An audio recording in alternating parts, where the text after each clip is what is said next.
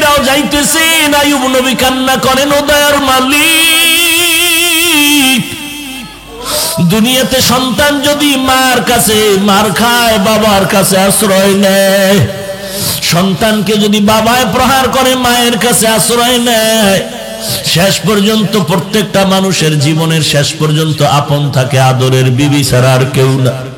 ও দয়ার মালিক, আজ আমার বিবিরাও আমাকে ছেড়ে চলে যায় রে আল্লাহ, আমার মনে কোনো কষ্ট নাই, তোমার কাছে আমার অনুরোধ, তুমি আমাকে ছেড়ে দিও না রে ও মালিক। দুনিয়ার সবাই আমাকে ছেড়ে দিয়া চলে যায়, তুমি আমাকে ছেড়ে দিও না রে মালিক। আইয়ুব নবী এই কথা অন্তর দিয়ে বলেন, আর চোখ বেয়ে পানির ফোঁটাগুলো গাও বেয়ে পড়তেছে। হঠাৎ করে তাকায় দেখে তার পায়ের কিনারায় একমাত্র বিবি ইউসুফ নবীর কন্যা রহমা। ওই আইয়ুব নবীর একমাত্র বিবি রহমা, গ্রামের মানুষ বলে রহিমা, মূল নাম হলো তার রহমা। ইউসুফ নবীর কন্যা আইয়ুব নবীর পায়ের কিনারায় বসে বসে কান্না করে। আইয়ুব নবী বলে, সবাই গেল, তুমি কেন যাও নাই? রহমা নবীর বিবি পা জড়ায় কান্না করে আর বলেন, ও পয়গম্বর, আমার বাবা ইউসুফের কন্যা আমি, কিন্তু আমার তো কোনো পুঁজি নাই। হাসরের ময়দান হবে ভয়ঙ্কর, সূর্যটা মাথার উপরে নেমে আসবে, সূর্যের তাপে জমিন হয়ে যাবে তামা, একদিকে জাহান্নামের আওয়াজ, অপরদিকে আমার আল্লাহ তাআলার রাগান্বিত আওয়াজ, লিমানিল মুলকুল ইয়াউম লিল্লাহিল ওয়াহিদিল কাহ্হার। আমি মুহতারাম মাওলানা আল্লামা হাফিজুর রহমান সিদ্দিকী সাহেবকে তার নির্ধারিত বিষয়ের পর দীর্ঘ সময় নিয়ে আলোচনা পেশ করার জন্য বিনীত অনুরোধ করছি।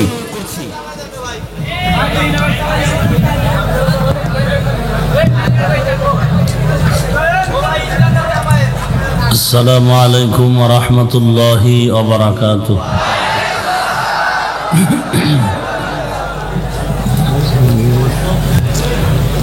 আলহামদুলিল্লাহ الذي جعل الشمس والقمر بحسبان والنجم والشجر يسجدان وفضل زمانا على زمان كما فضل مكانا على مكان وإنسانا على إنسان ونشهد أن لا إله إلا الله وحده لا شريك له لا ضد له ولا ند له ولا مثل له ونشهد أن سيدنا وسندنا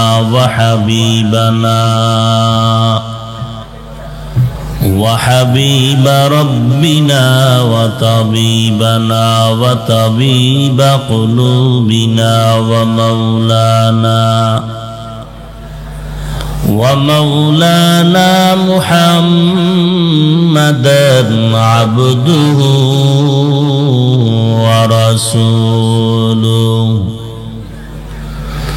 صلى الله تعالى عليه وعلى آله وأصحابه وأصحابه وبارك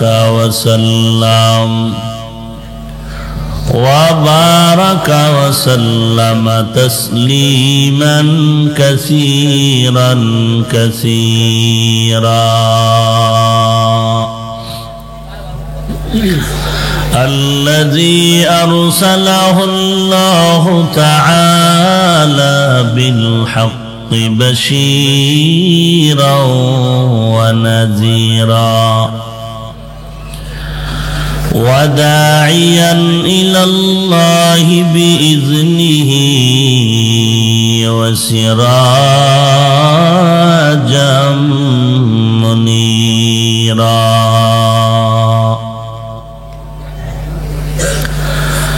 أما بعد فأعوذ بالله من الشيطان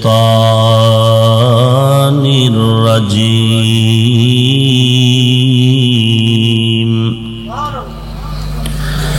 بسم الله الرحمن الرحيم.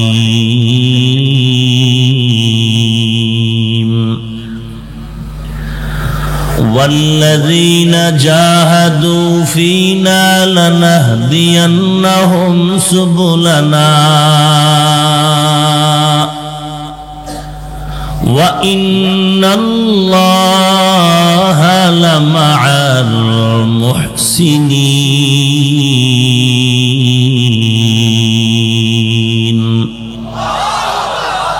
وعن أنس رضي الله تعالى عنه عن النبي صلى الله عليه وآله وسلم فيما يرويه عن ربه عز وجل: إذا تقرب العبد إلي شبرا تقربت إليه ذراعا وإذا تقرب إلي ذراعا تقربت منه باعا وإذا آتاني يمشي أتيته هرولتان أو كما قال النبي عليه الصلاة والسلام.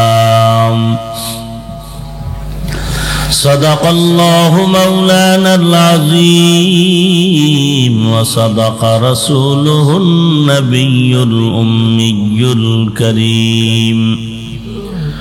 ونحن على ذلك من الشاهدين والشاكرين والذاكرين والحمد لله رب العالمين. اللهم صل على محمد النبي الأمي وعلى آله وسلم تسليما. سبحانك لا علم لنا إلا ما علمتنا إنك أنت العليم الحكيم. رب اشرح لي صدري ويسر لي أمري واحلل عقدة من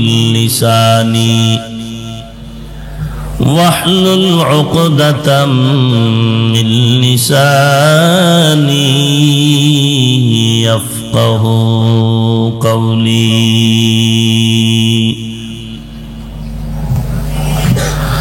सूरज ने दिया अपनी शुआओं को ये पैगाम, सूरज ने दिया अपनी शुआओं को ये पैगाम। दुनिया है अजब चीज, को भी सुबह को भी शाम। दुनिया है अजब चीज, को भी सुबह को भी शाम। दुनिया में हो दुनिया का तलबगार नहीं हो, दुनिया में हो दुनिया का तलबगार नहीं हो। बाजार से गुजर हो खरीदार नहीं हो, बाजार से गुजर हो खरीदार नहीं हो। मकबूल तो है शाज है काबिल तो बहुत है, मकबूल है शाज है काबिल तो बहुत है। आईना के मानिंदे तू नहीं दिल तो बहुत है, आईना के मानिंदे तू नहीं दिल तो बहुत है।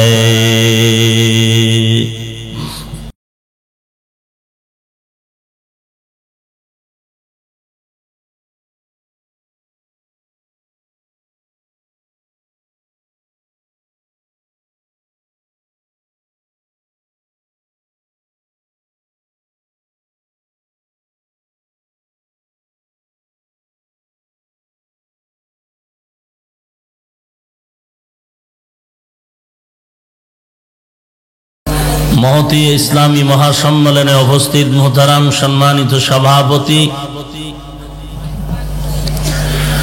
प्रधान अतिथि विशेष अतिथिवृंद मुअज्जज मुकर्रम जातिर माथार मुकुट अरासातुल अंबिया हजरत उलामाए करम दूर दूरान्त থেকে আগত আল্লাহ পাকের আশিকিন জাকিরিন শাকিরিন মুহিব্বিন মুরব্বিয়ান এজাম কলিজার টুকরা আমার সমবয়সী যুবক বন্ধুগণ স্নেহের ছোট ভাই পর্দার আড়ালে অবস্থানরত শ্রদ্ধেয়া সম্মানিতা মা ও বোনেরা রব্বুল আলামিনের দরবারে লাখো কোটি শুকর ও সুজুদ যে মহান রব্বুল আলামিন ফিতনার জামানায় কুরআন ও সুন্নাহর ভিত্তিতে সহি তরিকায় কিছু কথা বলার জন্য শুনবার জন্য আমাদেরকে কবুল ও মঞ্জুর করেছেন। নিয়ামতের শুকর আদায়ার্থে মুসলমান হিসেবে ঈমানের আওয়াজকে উঁচু করে এক আওয়াজে উচ্চ কণ্ঠে সকলেই কালিমাতুশ শুকর উচ্চারণ করি আলহামদুলিল্লাহ। লক্ষ কোটি দরুদ ও সালাম সাইয়্যিদুল মুরসালিন রাহমাতুল লিল আলামিন শফিউল মুযনিবিন খাতামুন নবিয়্যিন সাইয়্যিদুস সাকালাইন ইমামুল মুরসালিন शफीअ आज़म रसूल अकरम रहमत आलम नबीयुल अरब वल आजम हबीब किबरिया अशरफुल अंबिया सय्यदुल अंबिया शफीअ महशर साक़ी कौसर आक़ाए नामदार मदीना का ताजदार आफ़ताब नबूवत फ़ख्र मौजूदात सय्यदुल मखलूक़ात हज़रत मुहम्मदुर रसूलुल्लाह सल्लल्लाहु अलैहि व आलिहि वसल्लमेर ऊपर सर्वोपरि शुकर जादेर अक्लान्त परिश्रमेर माध्यमे आज এই সুন্দর আয়োজন समय परामर्श अर्थ दिए দোয়া করে উপস্থিত হয়ে মাইক লাইট প্যান্ডেলের ব্যবস্থাপনার মাধ্যমে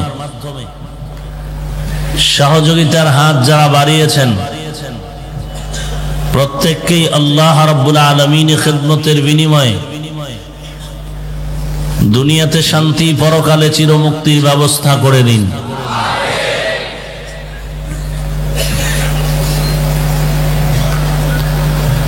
আজ আমি আপনাদের সামনে কিছু কথা বলার নিয়তে কোরআনে হাকিমের সূরা আনকাবুতের সর্বশেষ আয়াতে কারিমা তিলাওয়াত করেছি।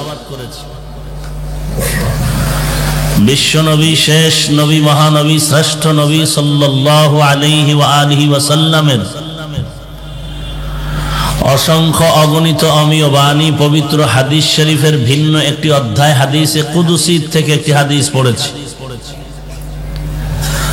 তিলাওয়াতকৃত আয়াতে কারিমা ও হাদিসে পাকের আলোকে কিছু কথা আমাকে বলার মতো, আপনাদেরকে শুনবার মতো হিম্মত, ধৈর্য, তৌফিক আল্লাহ পাক দান করুন। শরিয়াতরা মুকদ্দম দার আকনু মারিফত আজ শরিয়াত নিসত বেরু শরিয়াত হো तरीक़त हो तमामी हकीकत में मुहम्मद की गुलामी। যারা বলে শরীয়ত বলতে কিছু নাই, মারেফত আসল, তারা হক না ভণ্ড। এই দুই দল ভণ্ডের পর এদেরকে যারা ভণ্ড বলবে না তারাও ভণ্ড। এবার হইল হক দল মারেফতের লাইনের। যারা বলে আমরা মারেফত মানি শরীয়তের মাধ্যমে, শরীয়তের ব্যানারে আমরা মারেফত মানি, তারা হক। কিন্তু মারেফত এমন একটা জিনিস যেটা দেখা যায় না, দেখা যায় না। দুধের মধ্যে, গাভীর দুধের মধ্যে মাখন আসেনি, ঘি আসেনি, ছানা দেখা যায়। 10 কেজি দুধ আপনাকে দিয়া যদি বললাম, আপনি যে কসম খায় বললেন দুধের মধ্যে ঘি আছে, দেখান তো। এখন একজনে হাত দিয়ে যদি তালাশ করে পাবে? আছে ঠিক, চোখে দেখা। শরীয়তের মধ্যে মারেফত আছে ঠিক, চোখে দেখা। দুধের মধ্যে ঘি আছে, দেখা যায় না, তো বের করার কৌশল কি? বলে 4 হাতের একটা লম্বা বাঁশ লও, মিডিয়াম সাইজের। ওই বাঁশকে পরিষ্কার করে এক মাথা কেটে 5টা আঙ্গুল বানাও। আঙ্গুলের অংশটা 10 কেজি দুধ 20 কেজির পাত্রে নাও। দুধের মাঝখানে বাঁশটা রাখো, আঙ্গুলওয়ালা অংশটা একটা খুঁটির গোড়ায় বাঁধো, মাজায় গামছা লাগাও, আর বাঁশের মাজায় তুমি রশি লাগাও। লাগায় রশির 2 মাথা ধরে টানো, ওই বাঁশটা চরখার মতো ঘুরবে, তোমার ঘাম বের হবে, দুধের ফেনা বের হবে। এক পর্যায়ে দেখবা মাখন ভেসে উঠেছে। এর নাম মুজাহাদা, চেষ্টা করা। ঠিক আল্লাহ রাব্বুল আলামিনের মারেফত শরীয়তের আমলের মধ্যেই আছে। বের করার পদ্ধতি হলো 3টা ক্লাস করা লাগবে। 3টা ক্লাস করলেই মারেফতের সবক বান্দা পেয়ে যাবে, মারেফতের স্বাদ সে আস্বাদন করতে পারবে। 1 নাম্বার ক্লাসের নাম মুজাহাদা, 2 নাম্বার ক্লাসের নাম মুরাকাবা, 3 নাম্বার ক্লাসের নাম মুশাহাদা। 3টা ক্লাসের দলিল সূরা আনকাবুতের 69 নাম্বার আয়াত। মুজাহাদা মানে আল্লাহর মারেফত অন্বেষণের চেষ্টা করা। মুরাকাবা মানে আল্লাহর মারেফতের ধ্যান করা। মুশাহাদা মানে আল্লাহর মারেফত লাভ করা, দর্শন লাভ করা। দলিল মুজাহাদার দলিল শুরুতেই ওয়াল্লাযীনা জাহাদু ফিনা লানাহদিয়ান্নাহুম সুবুলানা। আর মুরাকাবা মুশাহাদা 2টার দলিল শেষের অংশ, ওয়া ইন্নাল্লাহা লামাআল মুহসিনিন।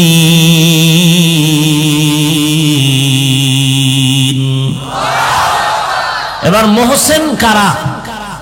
মুহসিন হলো তারা যাদের মধ্যে ইহসানের গুণ থাকে। মা মানাল ইহসান, ইহসান কি জিনিস? আল্লাহর রাসূলকে জিবরাইল আমিন প্রশ্ন করলেন, ইহসান কি জিনিস?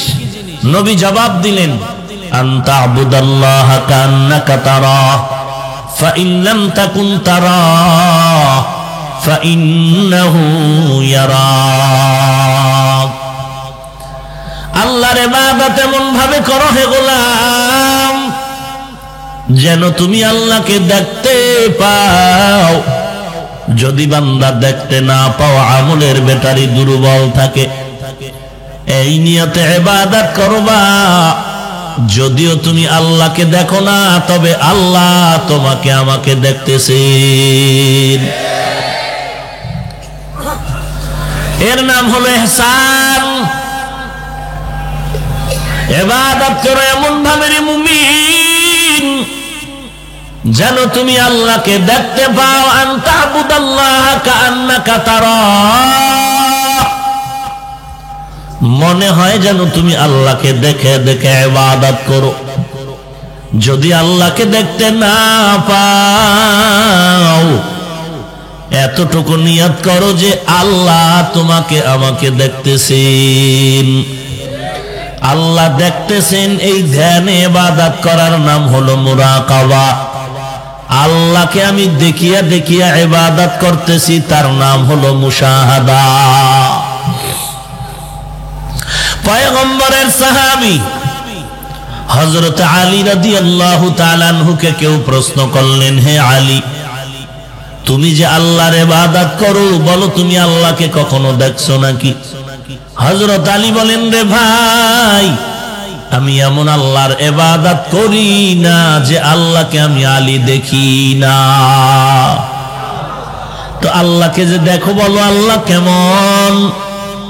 আল্লামা ফরিদুদ্দিন আত্তার রহমাতুল্লাহ আলাইহি জবাব দেন, হিচে কাসদার মুলকে উ আম্বাজনে কৌলে উরা লহনে নে আওয়াজ নে, হিচে কাসদার মুলকে উ আম্বাজনে কৌলে উরা লহনে নে आवाज ने। तू दिल में तू आता है समझ में नहीं आता, तू दिल में तू आता है समझ में नहीं आता, बस जान लिया मैं तेरे पहचानो यही है, बस जान लिया मैं तेरे पहचानो यही है। বলে আল্লাহর কোনো আকার নাই, রং নাই, ঘ্রাণ নাই, আল্লাহর কোনো আকৃতি নাই। বলে আল্লাহ কেমন, এটা অনুভব করার জিনিস, বোঝাবার কোনো ভাষা নাই। বলে আল্লাহকে যদি পেতে চাও আর দেখতে চাও, আল্লাহর কুদরত নিয়ে গবেষণা করো। তাফাক্কারু ফি খালকিল্লাহ ওয়ালা তাতাফাক্কারু ফিল্লাহ। আল্লাহ নিয়ে গবেষণা করিও না, আল্লাহকে পেতে হলে আল্লাহর কুদরত নিয়ে গবেষণা করো। আসমানটাকে এমন সুন্দর করে বানাইলেন যে আসমানটা জমিন থেকে 500 বছরের দূরত্বের পরে প্রথম আসমান, আসমানটা পূর্বা মোটা 500 বছরের দূরত্ব। এই রকম আবার প্রথম আসমানের উপরে খালি জায়গা 500 বছরের দূরত্ব, এরপরে দ্বিতীয় আসমানটা 500 বছরের মোটা, এরপরে আবার খালি জায়গা 500 বছরের মতো খালি, এরপরে 3 নাম্বার আসমান 500 বছরের মোটা, এরপরে আবার খালি জায়গা 500 বছরের দূরত্ব, এরপরে চতুর্থ আসমান হলো 500 বছরের মোটা। নবী বলেন আমি মেরাজের রাত্রে ওই চতুর্থ আসমান ভেদ করে যখন ঢুকলাম, দরওয়াজা দিয়ে ঢুকিয়া দেখি গোটা বিশ্বে যে সূর্য আলো দেয়, ওই সূর্যটা চতুর্থ আসমানে লাগানো আছে। ওখান থেকে দুনিয়াতে আলো দেয় সূর্য, চতুর্থ আসমানে সূর্য লাগানো। তো সেখান থেকে 3টা আসমান ভেদ করে আলো কিভাবে দেয়, মুফাসসিরিনে কেরাম তার জবাবে লিখেছেন, আল্লাহ যতটা আসমান বানিয়েছেন প্রত্যেকটা আসমান স্বচ্ছ গ্লাস দ্বারা তৈরি করা। তো একটা লাইটের সামনে 1000 গ্লাস থাকলে আলো ভেদ হবে না? তা করে বের করতে চাও, 3টা ক্লাস তোমার করা লাগবে। 1 নাম্বার ক্লাসের নাম মুজাহাদা, 2 নাম্বার ক্লাসের নাম মুরাকাবা, 3 নাম্বার ক্লাসের নাম হলো মুশাহাদা। এই 3টা ক্লাস যদি করতে পারো, ইনশাআল্লাহ মারিফতের দরওয়াজা খুলবে। তবে এই 3টা ক্লাস যদি করতে চাও, যে কোনো ছাত্র কোনো প্রতিষ্ঠানে ভর্তি হলে ওই প্রতিষ্ঠানের কিছু নিয়ম কানুন থাকে, এই নিয়ম কানুন অনুযায়ী মেনে তোমার লেখাপড়া করতে হবে। যদি মুজাহাদা, মুরাকাবা আর মুশাহাদার ক্লাস করতে চাও, 3টা গুণ তোমার অর্জন করে ক্লাস করতে হবে। 1 নাম্বার গুণ, 2 নাম্বার গুণ, 3 নাম্বার গুণ। এই 3 নাম্বার 3টা গুণ না থাকলে তুমি মুজাহাদার ক্লাসও করতে পারবা না। তুমি মুরাকাবার ক্লাস করতে পারবা না, তুমি মুশাহাদার ক্লাসও করতে পারবে না। তিনটা গুণের মধ্যে এক নাম্বার গুণের নাম হলো আদব। আদব, বেয়াদব কোনদিন এই ক্লাস অতিক্রম করতে পারবে না, আদব ছাড়া সম্ভব হবে না। এজন্য একজন আল্লাহর ওলি বলেন, লিকুল্লি শাইইন জিনাতুন ফিল ওয়ারা ওয়া জিনাতুল মারই তামামিল আদাবি আজ খোদা কা হিম তৌফিকে আদব বেআদব মাহরুম গাস্ত আজ ফজলে রাব। আজ খোদা কা হিম তৌফিকে আদব বেআদব মাহরুম গাস্ত।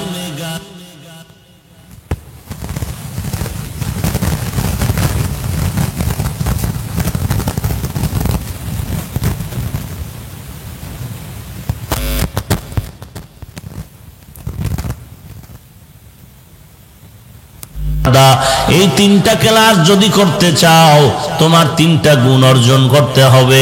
এক নাম্বার গুণের নাম হলো আদব। যার মধ্যে আদব নাই, ওই বান্দা এই ক্লাস করে কোনোদিন কামিয়াব হতে পারবে না। বেয়াদবের মতো বান্দা কোনোদিন এই ক্লাস করে আল্লাহর পরিচয় পাবে না। তিনটা গুণের মধ্যে এক নাম্বার গুণের নাম আদব। আদব কেমন জিনিস? যেই জিনিস যেই জায়গায় রাখা দরকার, ওই জিনিস ওই জায়গায় রাখার নাম হলো আদব। আল্লাহর ওলি বলেন, এর মানুষ, প্রত্যেকটা জিনিসের একটা সৌন্দর্য আছে। মানুষের সৌন্দর্যের নাম হলো একমাত্র আদব।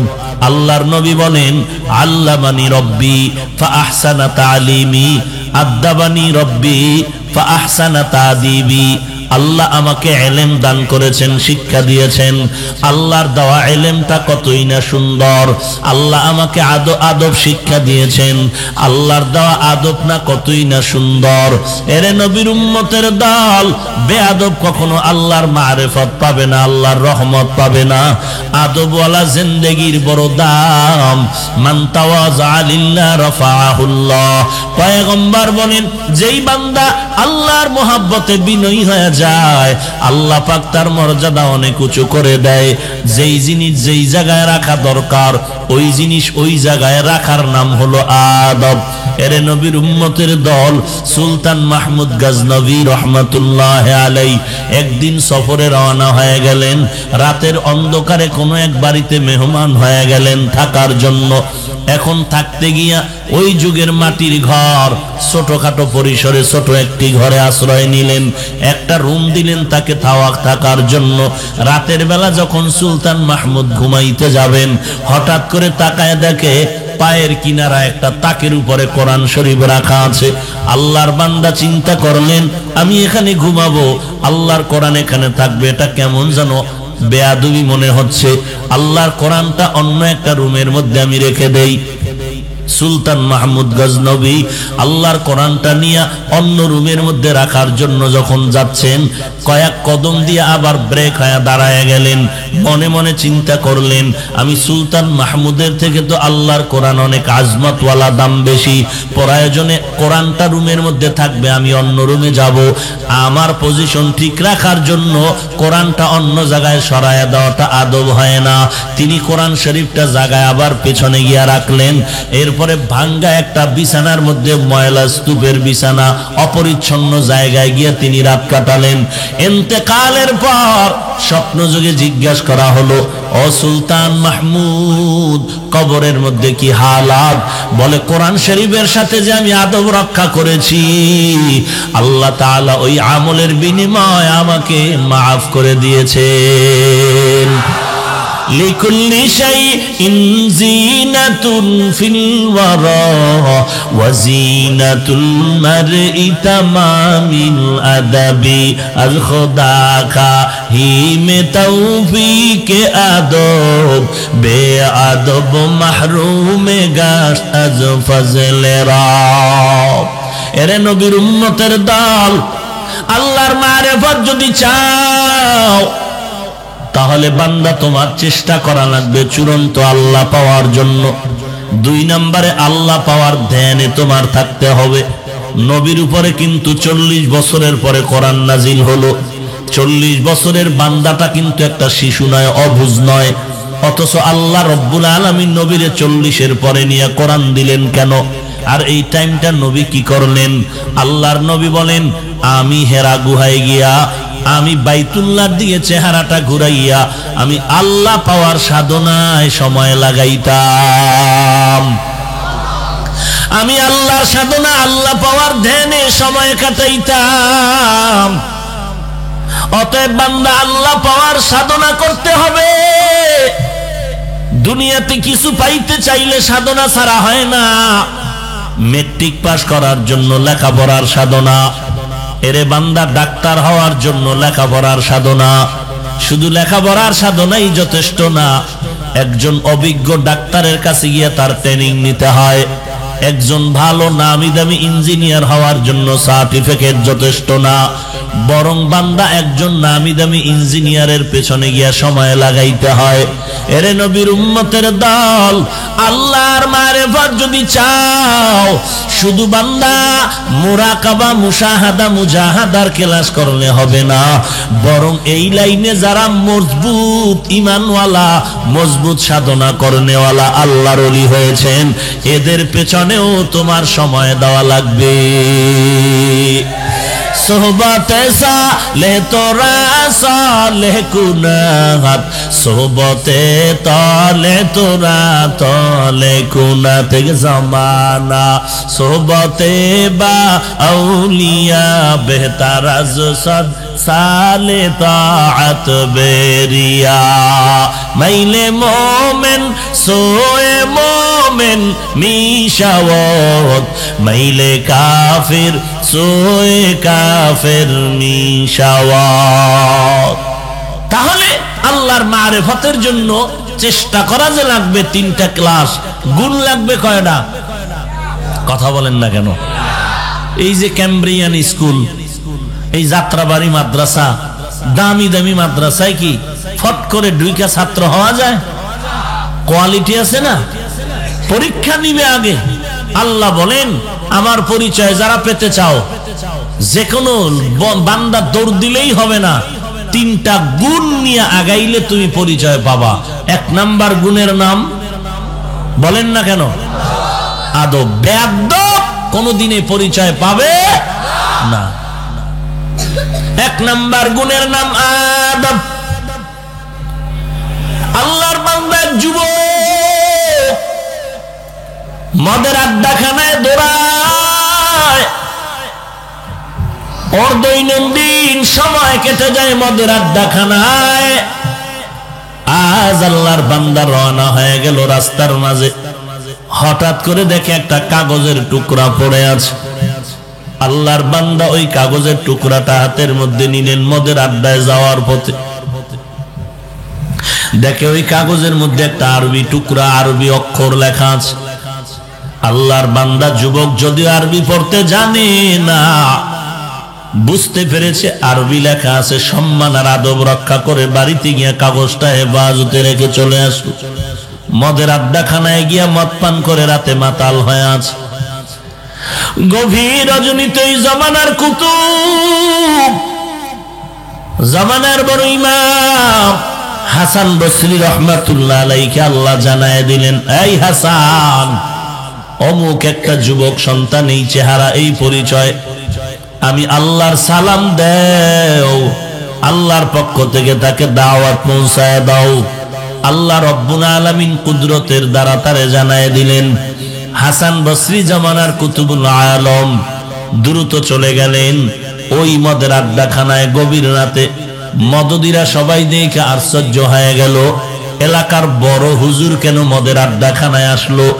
যত বড় সন্ত্রাসী হোক না কেন, যত বড় বদমাশ আর চরিত্রহীন হোক না কেন, এই জমিনের মধ্যে কে কোন টুপিওয়ালা ভালো আর কে স্বার্থপর, সন্ত্রাসীরাও ভালো করে চিনে।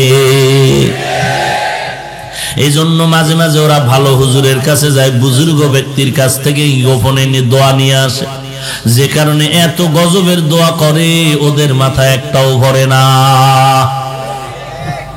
ভাইরা আমার, আল্লাহর বান্দা যুবক মাতাল হয়ে মদ পান করে মদের আড্ডাখানায় পড়ে আছে। হাসান ডাক দিয়া কয়, আমি এমনি আসি না, এই নামের একটা যুবক ভেতরে আছে কিনা? বলে হা। বলে ডাকো, আমি হাসানের সালাম দিয়া দাও। যখন ব্যক্তির কাছে সালামটা যুবকের কানে দেওয়া হলো, বড় হুজুর হাসান বসরি দরজায়। আল্লাহর বান্দা যুবক বিশরে হাফি দাঁড়ায় গেল। এই বিশরে হাফি দাঁড়াইয়া দৌড়ায় গেল, একটু ফ্রেশ হইয়া আল্লাহর ওলির কাছে সালাম দিলেন। হযরত আপনি কেন আসছেন? বলে তুমি নাকি বিশরে হাফি? বলে হ্যাঁ। বলে আমার হাতের সাথে হাতটা লাগাও। হাতের সাথে যখন হাতটা লাগাইলো, অ্যাকশন শুরু হয়ে গেল। এই মুমিনের দল, দুনিয়ার সব বিশ্বাস করো, আকামও বিশ্বাস করো, আখিরাত বিশ্বাস কেন করো না? একটা শিশু বাচ্চা আমার কাছে আইসা বলে, হাফিজ ভাই, লোক বাচ্চাটা অসুস্থ, একটু দম করেন, ফু দেন। কেন কেন ডাক্তার দেখান না? বলে দেখাইছি। বলে মুখ দোষ, বদ নজর, খানা নাই, রুচি নাই, মাথা নষ্ট হয়ে গেছে, দিন দিন শুকায়া যায়। একজনে বলে একটু পানি পরা দেন। কেন? বলে গাবিতে আগে 20 কেজি দুধ হইতো, এখন 5 কেজিও হয় না, বদ নজর। এই অবস্থা সমাজে আছে না নাই? এই যে বারবার বলে বদনজর বদনজর, কোন ব্যক্তির বদনজর? খতিব সাহেবের বদনজর? না না, সমাজের সবচাইতে বড় গুন্ডা, বড় বদমাশ, গাঞ্জাখোর, ওর বদনজরে যদি গাছের ফলের মধ্যে গজব হয়, ওর বদনজরে যদি গাভীর দুধ কমে যায়, রিয়াকশন হয়। একজন তাহাজ্জুদওয়ালা আল্লাহওয়ালা যদি একটা গুনাহগারের দিকে নেক নজর দেয়, কেন অ্যাকশন হবে না? হ্যাঁ, ওইটা বিশ্বাস করো, এটা করো না কেন? হাসান বসরি জামানার কুতুবুল আলম বিশরে হাফির হাতটা ধরে যখন নেক নজরে তাকাইছেন, অ্যাকশন শুরু হয়ে গেল। এই বিশরে হাফি, তুমি এমন কোন ভালো কাজ করছো নাকি যে কাজের দ্বারা আল্লাহ খুশি? বলে না, করি নাই। বলে খেয়াল করে দেখো। বলে হ্যাঁ, আজকে মদের আড্ডাখানায় আসার পথে রাস্তার মাঝের মধ্যে একটা সাদা কাগজ পেলাম, কাগজে আরবি লেখা। কই? বলে বাড়ি চলো। বাড়ির মধ্যে গিয়া তাকায় দেখে, ঘরের থেকে ঢুকিয়া কাগজটা এনে হাসানের হাতে দেওয়ার পর হাসান বসরি তাকায় দেখেন আল্লাহ তাআলার ইসমে আজম লেখা ওই কাগজ, আল্লাহর নাম লেখা কাগজ। হাসান বলল, রে ও বিশরে হাফি, তোর কপাল ভালো, আল্লাহ খুশি হয়ে গেছে তোর উপরে, তওবা কর। বিশরে হাফি এখন তওবা করে পুরা আল্লাহর খাস বান্দা হচ্ছে। হাসান বসরির সোহবতে থাকিয়া এমন একজন ওলিয়ে কামেল হয়ে গেল। এখন বিশরে হাফি জমিনের মধ্যে জুতা পায়ে দিয়া ঘুরে না, কারণ জমিন পাক, যেখানে সেজদা দিবে ওখানে কবুল। অতএব আমি জুতা পায়ে দিয়া জমিন না পাক করতে রাজি না, বেয়াদবি করব না। এর নাম আদব, এর নাম আদব। ভাইরা আমার, এই বিশরে হাফি জামানার এমন একজন বুজুর্গ খাতায় নাম উঠে গেল। তার যুগে একজন ওলিয়ে কামেল, জামানার একজন ফকিহুল উম্মাহ, ইমাম আহমদ বিন হাম্বল রাহমাতুল্লাহ আলাইহি। ইমাম আহমদ বিন হাম্বল, তার দরবারে হাজার হাজার ছাত্র ইলম নিচ্ছে, কিতাব পড়তেছে, হাদিসের ক্লাস করে। হঠাৎ করে একদিন বিশরে হাফি আহমদ বিন হাম্বলের দরওয়াজায় দাঁড়ায় গেল। আহমদ বিন হাম্বল ইলমের লাইনে মহাসাগর। তিনি বিশরে হাফিকে দেখে সম্মানের দরজা খুলে দিলেন, আদব রক্ষা করে সম্মান করলেন, আপ্যায়নের ব্যবস্থা করলেন। এরপরে তিনি যখন চলে যায়, ছাত্ররা জিজ্ঞেস করলেন, হযরত এই লোকটার নাম কি? বলে বিশরে হাফি। এই হাফি নাম শুনি নাকি বুজুর্গ, কিন্তু এলেম তো বেশি নাই, আপনি এত সম্মান কেন করলেন? আহমদ বিন হাম্বল ইলমের দরজা দিয়া জবাব দিলেন, মান তাওয়াযা লিল্লাহ রাফাআহুল্লাহ। যেই বান্দা বিনয়ের সাথে নিজেকে নত করে দেয়, আল্লাহ তার মর্যাদা উঁচু করে দেয়। এইবার বলে হযরত আপনার তো ইলম কম নাই, কিন্তু তার কাছে এত নত হতে হবে কেন? আমরা দেখব বিশরে হাফি এত বড় বুজুর্গ, একটু দেখি পরীক্ষা করে কি আছে তার মধ্যে। আহমদ বিন হাম্বল বললেন, খবরদার বেয়াদবি যেন না হয়, ধ্বংস হয়ে যাবে। কয়েকটা চালাক ছাত্র আল্লাহর বান্দার দরবারে চলে গেলেন, না হযরত বেয়াদবি করব না, কিছু প্রশ্ন করব বিশরে হাফিকে। ছাত্ররা চলে গেল বিশরে হাফির খানেকা, আদবওয়ালা সন্তান। ছাত্ররা গিয়ে পরিচয় দিলেন, আমরা আহমদ বিন হাম্বলের ছাত্র আছি। বিশরে হাফি সম্মানের সাথে বসানোর ব্যবস্থা করলেন, আপ্যায়ন করলেন। কোন জরুরতে আসছেন নাকি? বলে হ্যাঁ, কয়েকটা প্রশ্ন করার জন্য আসছি। বলেন। এক নাম্বার প্রশ্ন হলো, হযরত আপনারা তো সুনাম সুখ্যাতি শুনতেছি, বলেন নামাজের মধ্যে যদি কেউ অজীব তরক করে তখন তার কি করতে হবে? বিশরে হাফি বললেন, রে ভাই, আপনারা তো আহমদ বিন হাম্বলের ছাত্র, এই প্রশ্নের জবাব আমাকে চান কেন? আমি তো ইলমওয়ালা না। তবে যেহেতু আসছেন আমার জবাব নেন। জবাব হলো, এক নাম্বার, আহমদ বিন হাম্বল যদি এই প্রশ্নের জবাব দেয়, কিতাব খুলিয়া বলবে সিজদায়ে সাহও করো, আদায় হয়ে যাবে। আর আমি বিশরে হাফিকে যদি বলেন আমি তাকওয়ার দরজা দিয়া জবাব দিব, তোমারে আগে মারতে হবে, খোদার দরবারে দাঁড়াইয়া কেন ভুল করেছো? हर के दार खौफ हक दर दिल मदाम जन्नातुल मअवा देहद उरा मकाम जुज़्बा हक चीज़े मखाज इंसुजा फजले उआ मस्त दर जुमला जहा इन्ना अक्रमकुम इंदाल्लाहि अतकाकुम। আল্লাহ বলেন আমার কাছে দামি ওই ব্যক্তি যার মধ্যে থাকবে তাকওয়া। ছাত্ররা কয় হযরত আরেকটা প্রশ্ন বলেন মাল যদি নিসাব পরিমাণ হয় যাকাত দেওয়া লাগবে? বলে হ্যাঁ লাগবে। কি পরিমাণ? বিশরে হাফি বলে যদি আহমদ বিন হাম্বলকে জিজ্ঞাসা করেন তিনি কিতাব খুলে জবাব দিবেন 40-এর 1 ভাগ দান করে দাও। আর আমি বিশরে হাফিকে যদি প্রশ্ন করেন আমি জবাব দিব আল্লাহর দেওয়া মাল সব আল্লাহর পথে দিয়া দাও, কোন হিসাবের দরকার নাই।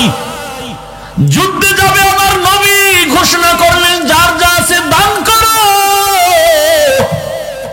ওমরে ফারুক দান করলেন, ওসমান জিন্নুরাইন দান করলেন, হযরত আলী দান করলেন, আবু বকর দান করলেন। নবী জিজ্ঞাসা করেন আবু বকর কি নিয়ে আসছেন? বলে ঘরের মধ্যে ঝাড়ু দিয়া যা পাইছি সব নিয়েছি, কিচ্ছু নাই, আল্লাহ আর রসুল আছে, আমার আর কেউ নাই। নবী আশ্চর্য হয়ে গেলেন। ইতিমধ্যে জিবরাইল আমিন এসে হাজির হয়ে গেলেন। জিবরাইল আমিন এসে বলেন ও পয়গম্বর, আল্লাহ নিজে আবু বকরকে ডাইরেক্ট সালাম পাঠাইছেন।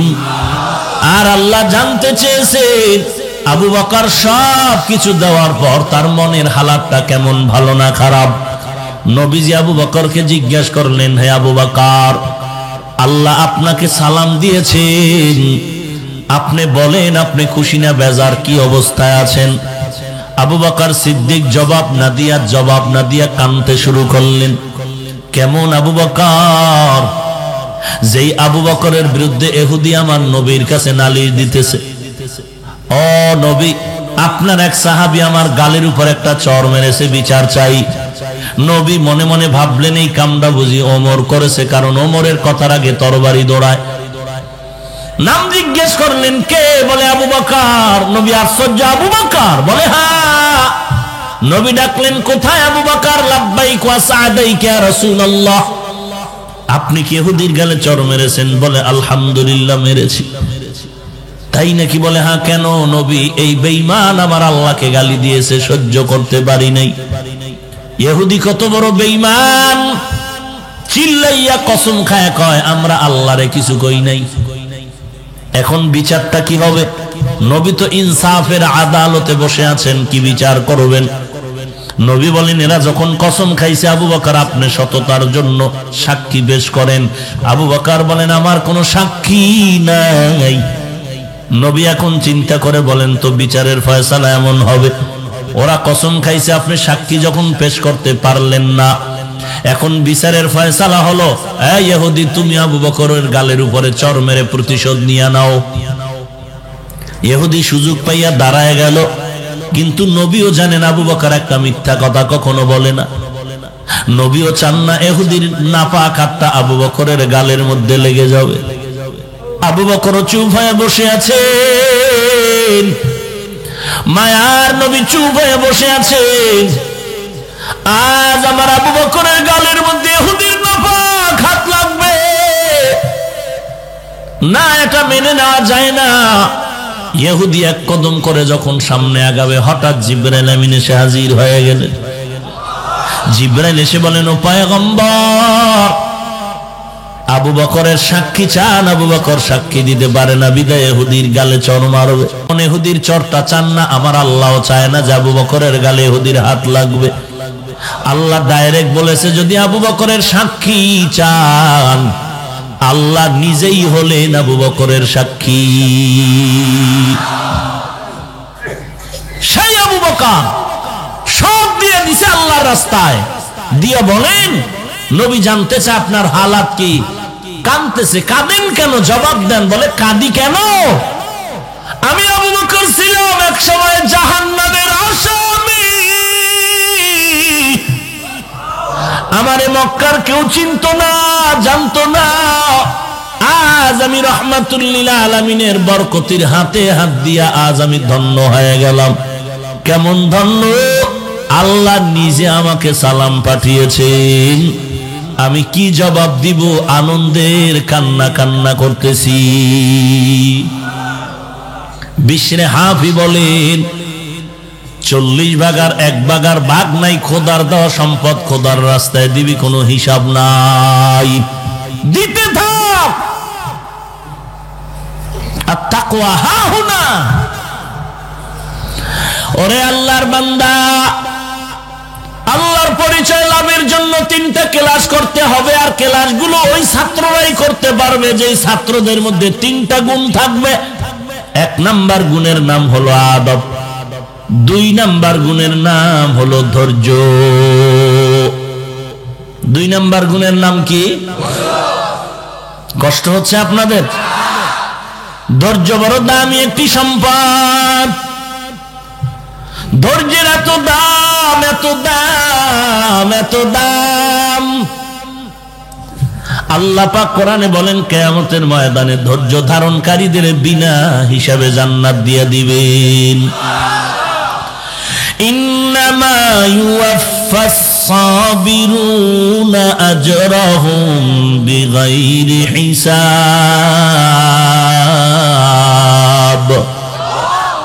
বেগায়ের হিসাব ধৈর্য ধারণকারীদের আল্লাহ জান্নাত দিয়ে দিবেন। আল্লাহর নবী বলেন, ক্বালান নবিয়্যু সাল্লাল্লাহু আলাইহি ওয়া আলিহি ওয়াসাল্লাম, মান ইউরিদিল্লাহু বিহি খাইরান ইউসিব মিন। আল্লাহ যার খায়ের ভালাই মঙ্গল চান, তাকে আল্লাহ মুসিবতের দ্বারা ধৈর্যের পরীক্ষা করবেন। ওয়ালা নাবলুওয়ান্নাকুম বিশাইইন মিনাল খাউফি ওয়াল জুই ওয়া নাকসিম মিনাল আমওয়ালি ওয়াল আনফুসি ওয়াস সামারাত ওয়া বাশশিরিস সাবিরিন। আল্লাহ বলেন, 5টা জিনিসের মাধ্যমে আমি মুমিনের পরীক্ষা করব। পুঁজি লাগবে, ধৈর্য না হয় পাশ করতে পারবা না। ইয়া আইয়ুহাল্লাযীনা আমানুসবিরু ওয়া সাবিরু ওয়া রাবিতু আত্তাকুল্লাহ। ওরে বান্দা, ধৈর্য ধারণ করো, ধৈর্যের উপরে মজবুত হয়ে থাকো। এই ধৈর্য আবার 3 ভাগে ভাগ করা আছে, লম্বা আলোচনা। এরে নবীর উম্মতের দল ধৈর্যের পাহাড় কায়েম করে গেলেন ইব্রাহিম নবী আর ইসমাইল আলাইহিস সালাম। ধৈর্যের দৃষ্টান্ত কায়েম করলেন ইমামে আজম আবু হানিফা। ধৈর্যের দৃষ্টান্ত কায়েম করলেন রাহমাতুল লিল আলামিন। ধৈর্যের দৃষ্টান্ত কায়েম করলেন আল্লাহর পয়গম্বর আইয়ুব আলাইহিস সালাম। আইয়ুব নবীর টাকা পয়সার অভাব নাই, সন্তানের অভাব নাই। শয়তান দেখিয়া মাথা গরম। কিন্তু আইয়ুব আলাইহিস সালাম এমন ভাবে একটা শিডিউল করে নিলেন যে একটা সেকেন্ডও যেন আমার ঘরে আল্লাহর জিকির ছাড়া খালি না যায়। আমি একটু কিতাব পড়ব, জিকির করব, এরপরে তুমি, এরপরে তুমি, এরপরে তুমি, এইভাবে ভাগ করে দিলেন। শয়তানের মাথা গরম হয়ে গেল, এত ইবাদত করবে আইয়ুব, এটা কেমনে হয়? আল্লাহ গো, তোমার আইয়ুব তো সন্তানের মায়ায় পড়িয়া ইবাদত করে, তোমার আইয়ুব তো সম্পদের মায়ায় পড়ে ইবাদত করে। আল্লাহ কয় না, আইয়ুব যে ইবাদত করে একমাত্র আমি আল্লাহর মোহাব্বত নিয়ে ধৈর্যের সাথে ইবাদত করে। বলে না না, কয় দেখ আমি পরীক্ষা করি। সম্পদগুলো আগুন দিয়ে জ্বালায় দিলেন। আইয়ুব নবীর কাছে গিয়ে ইবলিস কয়, আইয়ুব আর আল্লাহকে ডেকে লাভ নাই, কারণ তোমার সব সম্পদগুলো আগুনে পুড়িয়ে ছাই। আইয়ুব নবী মোনাজাত দিয়ে কয় আলহামদুলিল্লাহ। ইবলিস কয় নাউজুবিল্লাহ, বলবা আলহামদুলিল্লাহ কেন? আইয়ুব নবী ডাক দিয়া কয় আলহামদুলিল্লাহ বলার কারণ আল্লাহ পাক রব্বুল আলামিন সম্পদ দিয়েছেন, কিন্তু এই সম্পদের টেনশনে ইবাদত করতে বড় মারাত্মক ব্যাঘাত হতো। আজকে আমার সম্পদও নাই, ইবাদতে কোনো টেনশনও নাই।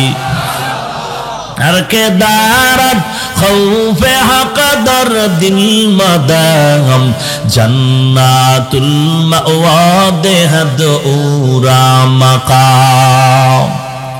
সম্পদও গেল, সন্তানও গেল। ইবলিস কয় মানি না। আল্লাহ কয় আরো পরীক্ষার মধ্যে ফালায় দিতেছি, তাকায় দেখ। কুররাতুল ওয়াইজিন নামক কিতাবের মধ্যে বিস্তারিত ঘটনা লেখা আছে, তাফসীরের মধ্যেও আছে। আইয়ুব নবীকে বিছানায় ফালায় দিলেন আমার আল্লাহ, শরীরের মধ্যে কীড়া পোকায় ধরে গেল। এলাকার মানুষ ঘর বাড়ি ছেড়ে যায়। আইয়ুব নবী একদিন তাকায় দেখে তার জিহ্বার মধ্যে পোকায় ধরেছে। এতদিন আইয়ুব নবী জিহ্বা নাড়ায় নাড়ায় আল্লাহর জিকির করত, দিলটা ঠান্ডা হয়ে যেত। আজ আইয়ুবের চোখের কোঠায় পানি। আল্লাহকে ডেকে বলেন, ও দয়ার মালিক, এতদিন আমি এত অসুস্থ, খাইতে পারি না, তবে তোমার জিহ্বা দিয়ে যখন তোমার নাম ডাকতাম আমার ক্ষুধার তৃষ্ণা মিটে যেত। আজকে আমার জিহ্বার মধ্যে পোকা, আমি কেমন করে তোমার নাম স্মরণ করব রে মালিক? এইভাবে আইয়ুব নবী মুহাসাবা করতেছেন, হিসাব করেন, নিজের নিজে বুঝাইতেছেন, আর আল্লাহর কাছে ধৈর্যের কান্না কাঁদেন। হঠাৎ করে দেখা গেল অনেকজন বিবি তার সামনে দাঁড়ায় বলে, ও স্বামী আমার, আর আপনার ঘরে থাকবো না, আমাদের তালাক দিয়ে দেন। সবাই চলে গেছে, আমরাও চলে যাই, আমরাও থাকতে চাই না। আইয়ুব নবী বলে, যাও যাও। বিদায় নিয়ে বিবিরাও যাইতেছেন। আইয়ুব নবী কান্না করেন, ও দয়ার মালিক, দুনিয়াতে সন্তান যদি মার কাছে মার খায়, বাবার কাছে আশ্রয় নেয়, সন্তানকে যদি বাবায় প্রহার করে, মায়ের কাছে আশ্রয় নেয়, শেষ পর্যন্ত প্রত্যেকটা মানুষের জীবনের শেষ পর্যন্ত আপন থাকে আদরের বিবি ছাড়া আর কেউ না। ও দয়ার মালিক, আজ আমার বিবিরাও আমাকে ছেড়ে চলে যায় রে আল্লাহ, আমার মনে কোনো কষ্ট নাই। তোমার কাছে আমার অনুরোধ, তুমি আমাকে ছেড়ে দিও না রে ও মালিক। দুনিয়ার সবাই আমাকে ছেড়ে দিয়া চলে যায়, তুমি আমাকে ছেড়ে দিও না রে মালিক। আইয়ুব নবী এই কথা মন্তর দিয়ে বলেন, আর চোখ বেয়ে পানির ফোঁটাগুলো গাও বেয়ে পড়তেছে। হঠাৎ করে তাকায় দেখে তার পায়ের কিনারায় একমাত্র বিবি ইউসুফ নবীর কন্যা রহমা। ওই আইয়ুব নবীর একমাত্র বিবি রহমা, গ্রামের মানুষ বলে রহিমা, মূল নাম হলো তার রহমা। ইউসুফ নবীর কন্যা আইয়ুব নবীর পায়ের কিনারায় বসে বসে কান্না করে। আইয়ুব নবী বলে, সবাই গেল, তুমি কেন যাও নাই? রহমা নামের বিবি পা জড়ায় কান্না করে আর বলেন, ও পয়গম্বর, আমার বাবা ইউসুফের কন্যা আমি, কিন্তু আমার তো কোনো পুঁজি নাই। হাসরের ময়দান হবে ভয়ঙ্কর, সূর্যটা মাথার উপরে নেমে আসবে, সূর্যের তাপে জমিন হয়ে যাবে তামা।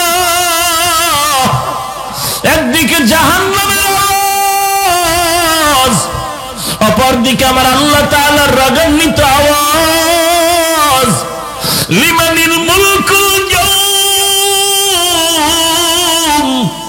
লিল্লাহিল ওয়াহিদিল কাহ্হার। এমন পরিণাম ফল হবে ওই কিয়ামতের মাঠ, সূর্যের তাপে গুনাহগারের মাথার মগজগুলো টাস টাস করে ফেটে যাবে, পেটের নাড়ি বুড়ি পায়খানার রাস্তা দিয়ে পড়ে যাবে। ওই কিয়ামতের ময়দানে আসামির কাজ করে যদি আমাকে আল্লাহ ডাক দিয়া বলে, রে রহমা কি নিয়ে আসছো? নাজাত পাওয়ার জন্য আমি ওই দিন আল্লাহর কাছে এতটুকু যদি বলতে পারি, ও দয়ার মালিক, নাজাতের কোনো পুঁজি আমার নাই, তবে আমি তোমার আদরের নবী আইয়ুব নবীর একজন স্ত্রী, আল্লাহ নবীর উপরে দয়ার নজরে তাকাইবেন, আর আল্লাহ হয়তো আমাকেও তার বিনিময়ে মাফ করে দিতে পারে। ও নবী, আপনার খেদমতে আমার জীবনটা আমি কোরবান করে দিব রে নবী। এরে পর্দার আড়ালের মা, তুমিও মা, আইয়ুব নবীর বিবি রহমা একজন মা। ওরে খাজা মঈনুদ্দিনের মা, ও মা তুমিও মা। মুজাদ্দিদ আল ফিসানির মা, ও মা তুমিও মা। আলেম হাফেজের মা, ও মা তুমিও মা। এই বৃষ্টির মাঝে বয়ান শুনতে আসো, আমি হাফিজুর রহমানের মা, ও মা তুমিও মা। এরে আম্মা জানেরা, মনটা কি চায় না একজন আলেমের মা হয়ে কবরে যাবেন? ওই সন্তান আপনার জানাজার ইমামতি করবে, কবরের কিনারায় গিয়া সন্তান মধুর লাহানে আল্লাহর কোরআন তেলাওয়াত করে দোয়া করবে। এর থেকে কি চাও রে মা? কিসের টাকা, কিসের বাড়ি গাড়ির পাগল হয়েছ? স্বামীর খেদমত করো, কোরআন তেলাওয়াত করো, ধৈর্যের সাথে জীবনটা গড়ো, সন্তানগুলোরে আদর্শ মানুষ বানাও, আল্লাহর পরিচয় নিয়ে আল্লাহর গোলামিতে জীবনটারে বিলায়া দাও। আমার মা চাচিদেরকে জীবনে তো দেখলাম না, আমার মা চাচিরা দিনের বেলা বেড়াইতে গেছে, মার্কেটে যাওয়া তো দূরের কথা, রাতের বেলা কোথাও যদি যাইতেন, রাতের বেলাও হাত মোজা পা মোজা লাগায় বোরকা পরে যাইতেন। এরে পর্দার আড়ালের মা, অনুরোধ করে বলি, একজন আলেম হাফেজের মা হয়ে কবরে যান, গুনাহ নিয়ে কবরে যাইয়েন না রে মা। আল্লাহর কোরআন মিথ্যা মনে করিয়েন না, আল্লাহর নবীর কথা মিথ্যা মনে করিয়েন না রে আম্মা জান। নতুন শাড়ি পরিয়া কত আনন্দের মিছিল দিয়ে আপনি স্বামীর ঘরে আসছেন, এমন একটা সময় আপনার জন্য অপেক্ষা করে, সাদা কাপড়ের প্যাকেট হয়ে আপনি কবরের দেশে চলে যাবে। বাচ্চাগুলো তখন মা মা বলে চিল্লাইবে, মা তোমার জবান আর খুলবে না, আর জবাব দিতে পারবেন না রে মা। আল্লাহর কাছে দোয়া করেন, তওবা করেন। এ যুবক, তোমার মতো যুবক দাড়িওয়ালা নামাজি স্কুল কলেজে পড়ে, অভাব নাই, তুমি কেন পারো না? তোমার আমার মতো যুবক রে আবার পুলিশের চাকরি করে, নামাজ বাদ দেয় না, অভাব নাই, তুমি কেন পারো না? আল্লাহর কাছে দোয়া করে তুমিও তওবা করো, হে মালিক, এই ময়দানে আমার মতো গুনাহগার কেউ নাই, তোমার আমার গুনার খবর মা জানলে মা সন্তান বলে পরিচয় দিতেন না, ওই গুনার খবর আল্লাহ জানিয়ে তারায় দেয় নাই। তওবা করো হে মালিক, জীবনে আর নামাজ ছাড়বো না, মা বাবারে কষ্ট দিব না, আলেম ওলামাদের বিরোধিতা করব না, দেশের বিরুদ্ধে জাতির বিরুদ্ধে ষড়যন্ত্র করব না। তওবা করার যদি নিয়ত হয়, খাঁটি তওবার নিয়তে দুটো হাত